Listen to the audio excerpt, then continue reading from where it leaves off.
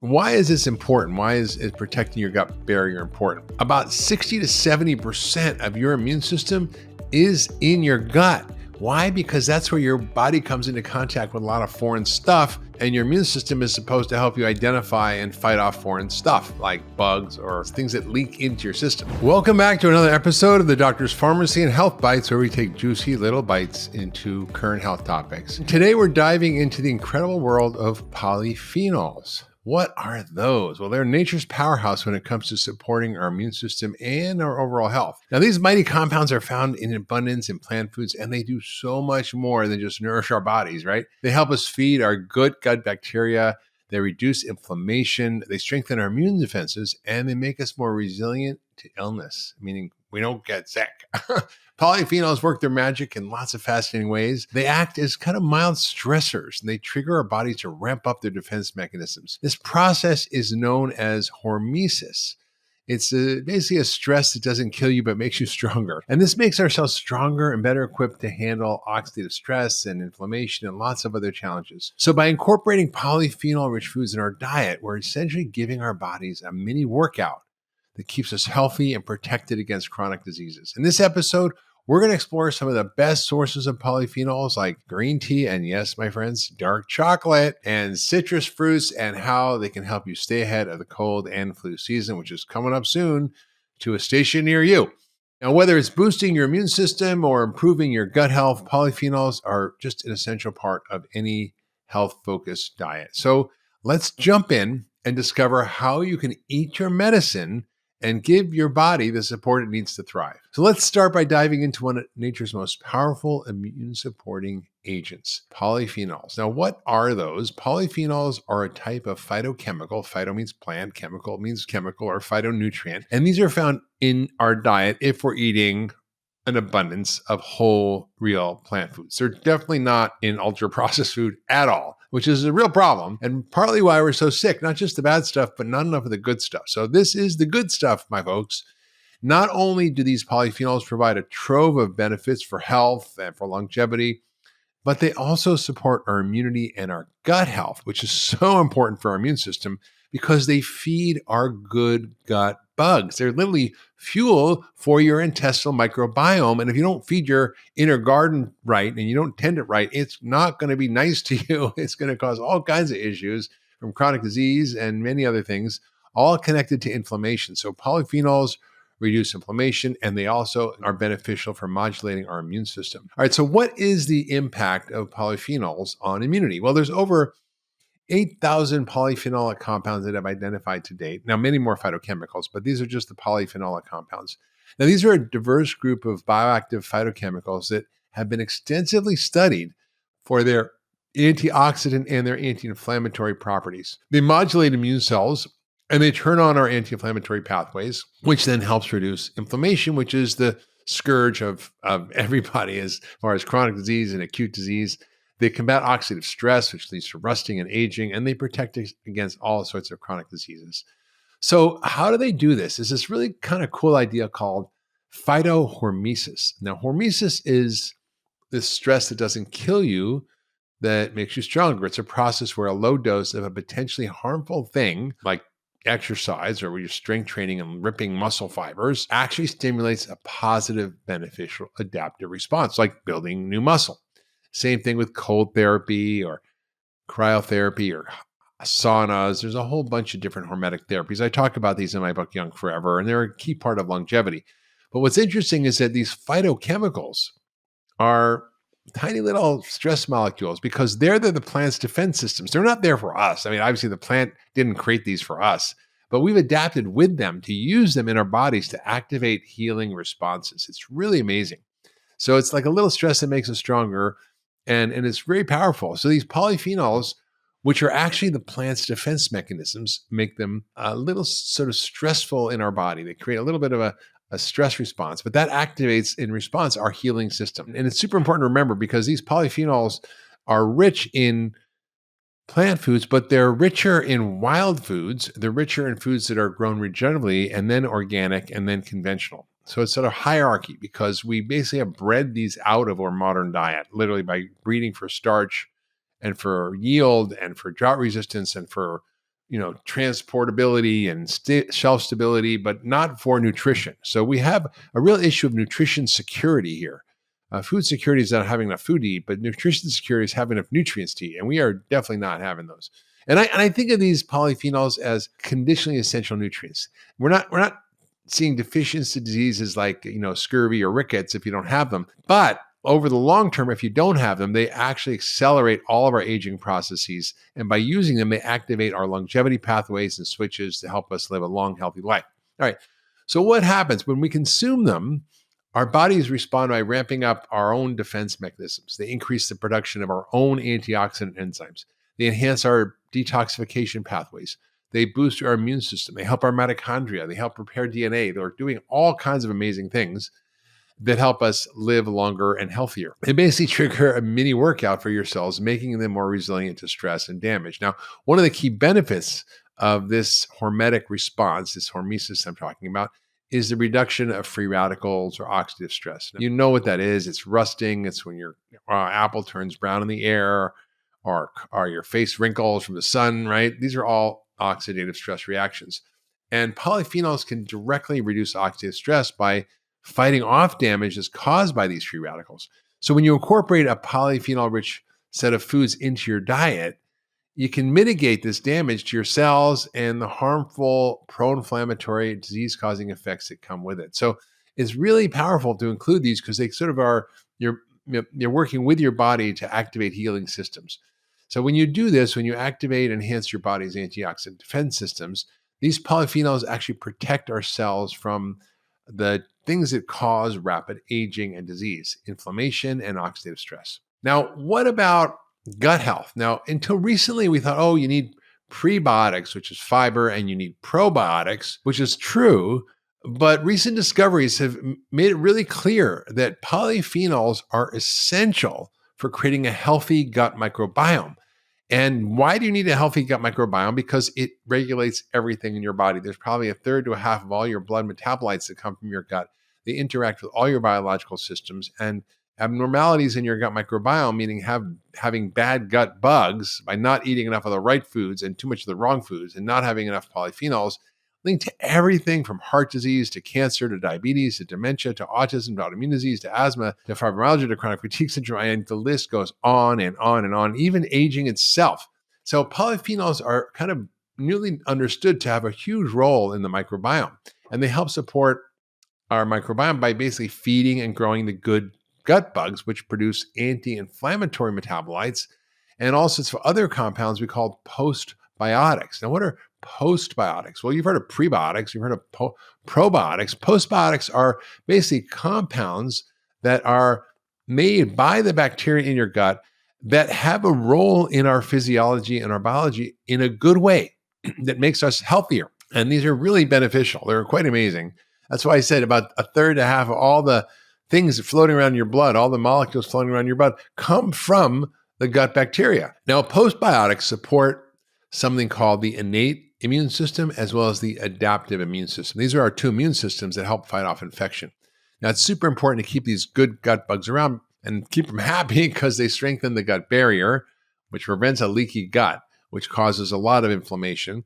And that leads to a healthier, stronger, more robust immune system. Why is this important? Why is protecting your gut barrier important? About 60 to 70% of your immune system is in your gut. Why? Because that's where your body comes into contact with a lot of foreign stuff, and your immune system is supposed to help you identify and fight off foreign stuff like bugs or weird proteins or food proteins, things that leak into your system. The more polyphenols you consume, the stronger and more resilient your immune system. And many studies have shown that there's an inverse relationship between viral infection and polyphenol-rich diets, meaning if you're eating a lot of colorful fruits and vegetables, you're less likely to get a virus and get sick from it. Not bad, just from eating a bunch of good food. Now let's talk about a few foods that you can start including in your diet that will help protect you against the cold and flu. Foods that contain these compounds. The first is a category of compounds called catechins. Catechins are powerful polyphenols that are found in green tea and that have shown to have significant benefit to reduce the incidence of influenza and the common cold symptoms. Now, catechins are also abundant in dark chocolate, apples, gooseberries, grape seeds, kiwi, strawberries, red wine. Oh, I wouldn't use that. Beer also, I wouldn't use that. Chocolate, cocoa, all that is a source of some of these catechins, although green tea is one of the highest sources. And they have a lot of benefits, right? These catechins are anti-cancer compounds. They fight obesity. They're anti-diabetic compounds. They're anti-inflammatory. They're detoxifying compounds. They're antiviral. And they have a role in preventing colds and flus, and that's really important. In fact, research shows that regular consumption of green tea catechins, either by drinking green tea or taking it as a supplement, or gargling with green tea. I've never done that, but sounds interesting. And that's been linked to a decrease in the flu. So just drinking green tea or taking green tea supplements or just gargling with it lowers your risk of getting the flu.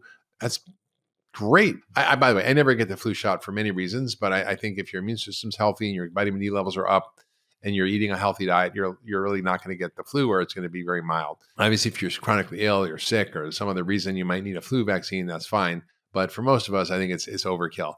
And then basically, when you drink green tea, it's been linked to a reduced incidence of influenza infection and cold symptoms. So when you're looking to beat that seasonal cold, just have a cup of green tea, or better yet, have a piece of dark chocolate. That's my favorite. Now, these are great and delicious source of catechins, and they're simple and effective ways to support your immune system. Another really important polyphenol is called quercetin. Now, you've probably heard me talk about this in longevity talks I've done or in podcasts. It's really important. It's very high in Himalayan tartary buckwheat, which I love. I use Himalayan tartary buckwheat sprout powder every day. You can get it from Big Bold Health, and it's a very potent flavonoid and has remarkable antiviral properties. And it gained a lot of attention recently for being effective against infections like COVID-19. And it's found in a variety of whole foods, including apples, berries, brassicas like the broccoli family, capers, grapes, onions, shallots, green tea, cranberries, blueberries, dark cherries, olive oil, parsley, sage, and even honey. So all of these contain quercetin, and some in higher amounts than others, but I think the highest source is Himalayan tartary buckwheat, and you can use it as capsules, as sprout powder, as flour. You can make great buckwheat pancakes. In fact, there's a recipe in my book, Young Forever, the Young Forever Cookbook, using Himalayan tartary buckwheat as a way to get delicious sprout powder. Now, you can also take it as a supplement, as I mentioned, and my favorite is HTB Rejuvenate from Big Bold Health. Just make sure you're getting a good source of it. I think that's really my favorite source, because it has lots of other phytochemicals too and other polyphenols. Now, we're going to talk about more about this in a little bit, but quercetin is known well for its antiviral, anti-inflammatory, anti-cancer, and antioxidant properties. And it's been studied extensively for this, and even was actually studied in a trial to reverse biological age, and was effective in just reversing biological age. Now, the most notable example of this antiviral effect is COVID-19. It was making headlines throughout the pandemic for its strong antiviral properties. It exhibits these antiviral activity by doing a few things. It blocks the virus's entry into your cells. It inhibits viral enzyme activity, so it can't do what it's supposed to do. It reduces the viral load, the overall load of the virus, which relates to how severely ill you are, and it reduces inflammation. And there's lots of research to support this. A small-scale randomized controlled trial, which is the highest level of evidence, found that 500 milligrams of quercetin 3 times a week for 1 week, followed by 500 milligrams 2 times a day for another week, in those who tested positive for COVID-19, led to a whole bunch of benefits, like improved inflammatory biomarkers and faster clearance of the COVID virus. In the quercetin group, 68% tested negative at 1 week versus 24% in the control group. 54% had earlier resolution of acute symptoms at 1 week versus 24% in the control. That's very impressive. Another clinical trial with about 152 COVID-19 patients found that quercetin supplementation, about 1,000 milligrams a day for a month, led to reduced hospitalization rate, which is amazing, shorter length of hospital stays, decreased need for non-invasive oxygen, lower progression to intensive care. So you basically prevented you from going to intensive care, and reduced death. Now just think about this for a moment, folks. There's no good drugs that can do this. The vaccine may help with this, although there are a lot of issues with the vaccine. But think about these benefits from taking a simple, harmless nutritional supplement, or including foods with have this in them every single day. It's really that effective. These are not trivial effects. These are really powerful effects. Rutin is another polyphenol. It's the third polyphenol I want to talk about. It's a powerhouse polyphenol found in a whole bunch of fruits and vegetables like apple peels, black tea, asparagus, buckwheat, and I particularly like the Himalayan tartary buckwheat I mentioned. It's probably the highest source of rutin. Onions, green tea, figs, most citrus fruits like grapefruit, lemon, limes, apples, cranberries. And as I mentioned, this Himalayan tartary buckwheat is a polyphenol-rich superfood. It's uniquely rich in quercetin and rutin, and it's known for its immune rejuvenation properties, which strengthens immunity. It boosts your cellular health. It boosts your energy, your focus, and your clarity. In fact, exciting new research from my mentor, Dr. Jeffrey Bland, and his friends at Big Bold Health show that it can even help lower the age of your immune cells. So it's basically reverses your immunological age, which is important because that's how we age, is through inflammation. Now, rutin has anti-inflammatory properties, anti-carcinogenic properties. It's neuroprotective, cardioprotective. It has antifungal properties and antiviral properties. All that makes it extremely effective and versatile in supporting overall health and longevity. And it's based on immune resilience. These are really amazing compounds that you can get as part of your diet and that will help you. Now, there's a whole other class called flavonoids, and many other polyphenols in this class exhibit immune supporting properties and also have antiviral benefits. Now, there's a big class of these polyphenols called flavonoids. There are subclasses of these called flavonols, isoflavones, flavanones, flavanols, anthocyanins, which are just a few examples. Now, flavonoids have been shown to exhibit direct antiviral effects against respiratory viruses, including influenza, rhinovirus, which is also known as the common cold, and SARS-CoV-2 or COVID-19. Now, they enhance immune function by increasing the circulation and the activity of your immune cells, particularly antibodies and white blood cells. Pretty darn good, right? And these are really important, and they're found in a lot of foods you can eat. They also reduce the expression of what we call pro-inflammatory cytokines. Cytokines are the immune messenger chemicals, and they work together with our gut microbes to enhance protection against infection. And one amazing source of flavonoids is propolis, however you say it. It's a natural resin complex. It's made by honeybees with immune-supporting properties. It's antiviral, antibacterial, and anti-inflammatory. It's basically what the hive uses to protect itself. Now, you can take propolis as a supplement, as a liquid extract, or as a nasal spray. Beekeeper's Natural makes a great throat spray with propolis. It's really awesome for daily immune support. Now, there's other foods that belong to flavonoids, include blueberries, strawberries, blackberries, also apples, pears, lettuce, tomatoes, kale, soybeans, citrus fruits, and the list goes on. All right, well, let's talk about citrus fruits because they're also great in all sorts of properties. They're great in terms of their antioxidant properties. They have high levels of IBCC and flavonoids, and that helps protect your cells from oxidative stress.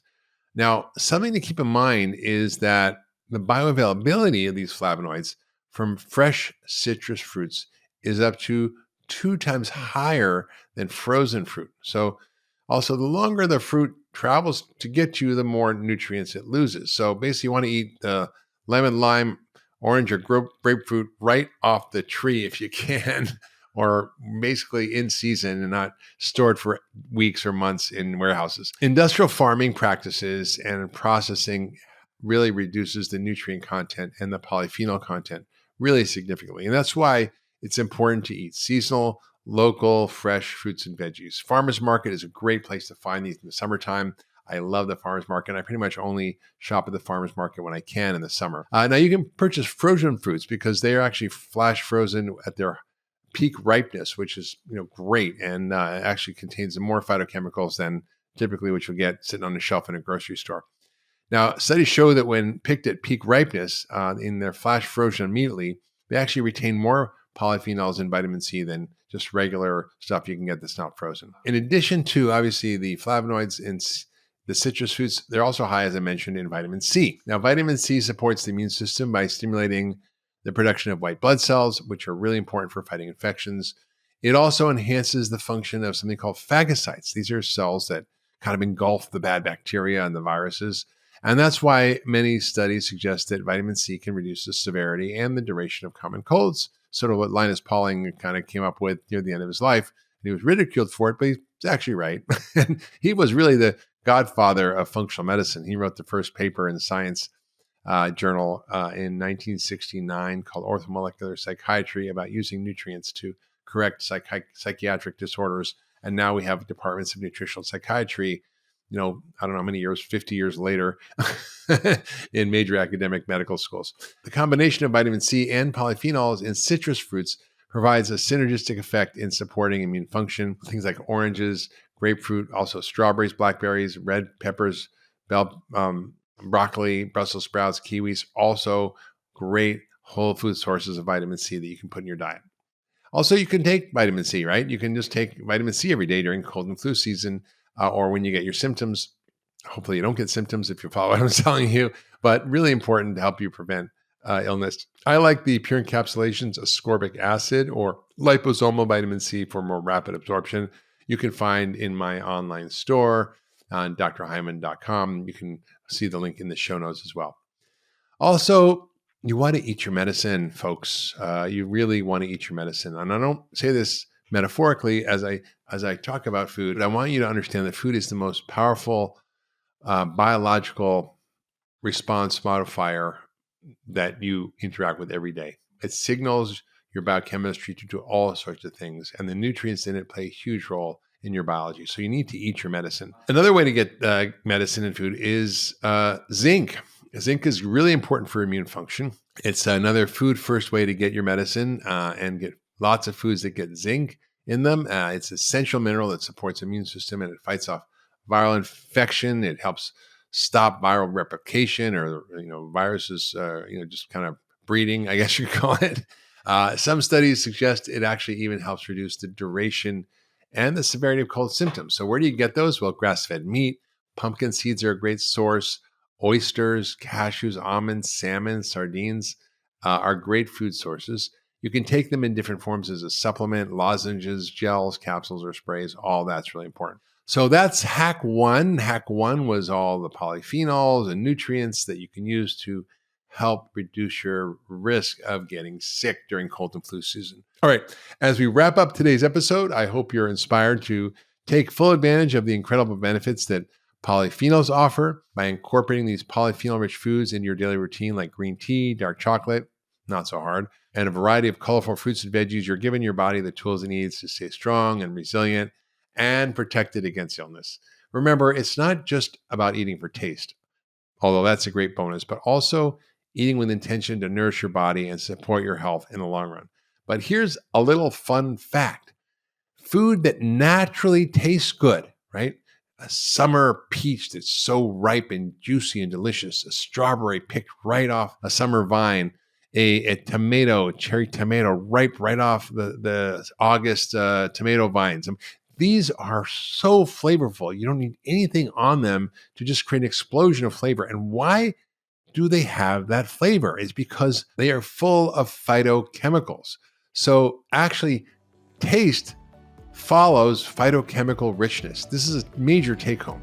And when a food tastes bland, it's because it's got no phytochemicals in it. Now, these small conscious choices make a huge difference and impact on your overall being, help you live longer, better. And don't forget to rate, review, and follow The Doctor's Pharmacy and Health Bites wherever you get your podcast. Stay healthy, stay informed, and I'll see you next Friday for another episode of Health Bites. If you loved that last video, you're going to love the next one. Check it out here.